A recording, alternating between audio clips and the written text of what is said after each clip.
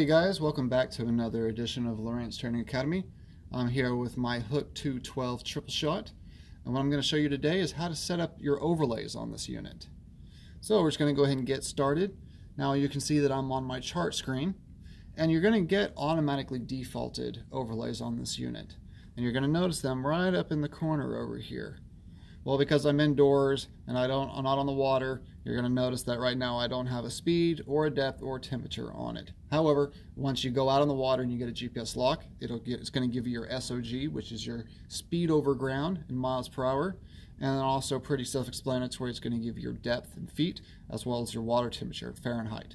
So now, to edit those overlays, if I want to change them to something else, all I do is I press my power button right here, brings up my system controls, and then I can arrow down over here to edit overlay. Now you're going to see another option that says data overlay. What this does is if I go in and I turn this on or off, it completely removes those overlays from the screen if you just don't even want to see them at all. But in this case we want to see them, so I'm going to turn it back on. Now I'm going to go and arrow over to my edit overlay button here, and I'm going to press enter.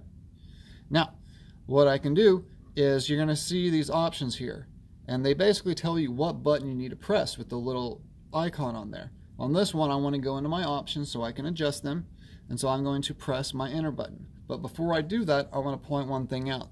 You're going to notice there's a little box right around my speed over ground right there. That is the overlay that is currently active for me to control. So what I'm going to do is I'm going to press my enter button here. Now this gives me options to do various things with it. Now what I can do is I can add if I want to put in new overlays, or if I want to go down and I want to select move, I can select that.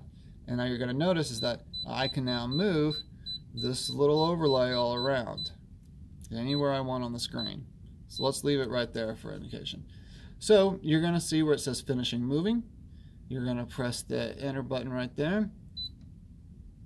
Now I want to go back into my options again, so again I'm going to press the enter button as it shows, which takes me right back into what you saw before. Now we show you how to move it.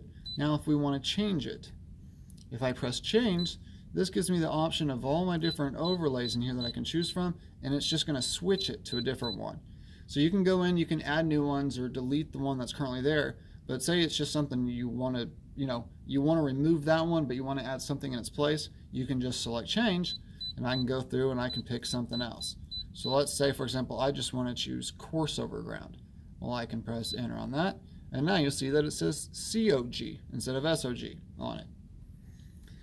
So now I'm going to press my enter button to go back to my options, and now I'm going to go to the configure menu.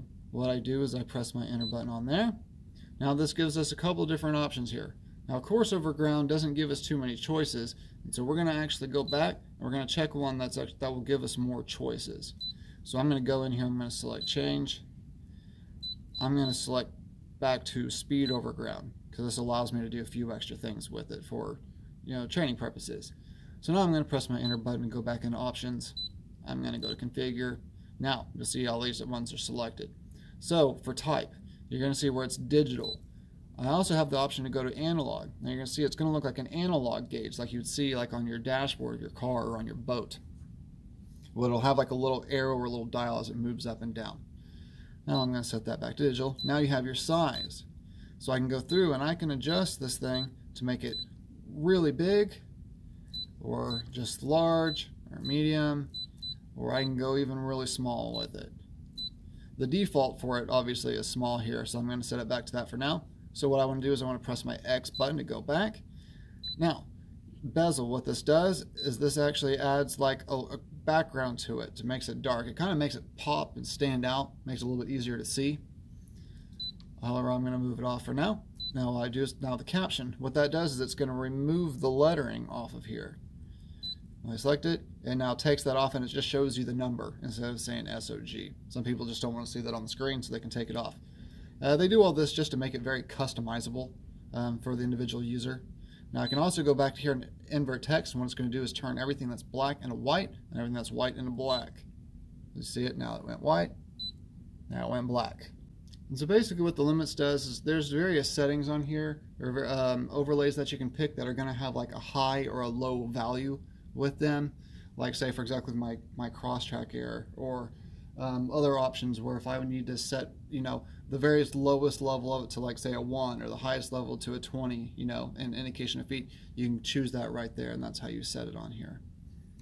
So what we're going to do is we're going to go back now, and then obviously there's the option for delete. So if you select delete, that removes the one off of the screen there. That's pretty much it for them. Like I said, these units are pretty customizable. You can do really just about anything that you want with them. And like I showed you, you can change the size, you can change the color, whether digital, analog, you can move them around the screen wherever you want. And then whenever you're done, you just press your X button here, and it's going to ask if you want to save. Now you got to make sure the save is lit up in blue, and we're just going to press enter, and bam, they are now saved and they are locked into place, and you're ready to go. Alright, well that's it for today, guys. Thank you all so much for watching. And if you enjoyed this video, please like it below and hit the subscribe button and the little bell. This will allow you to get notifications every time I release a new training video for your favorite Lowrance product. Also, I wanted to give you guys some really exciting news. We will have our very own website pretty soon, LowranceTrainingAcademy.com. It's going to have even more of your favorite in-depth, comprehensive training videos, so keep an eye out. Of course, I'll be sure to let you all know along the way when it will be up and running. And don't forget, when you watch videos from Lowrance Training Academy, the difference is night and day. Alright, I'll see you all next time.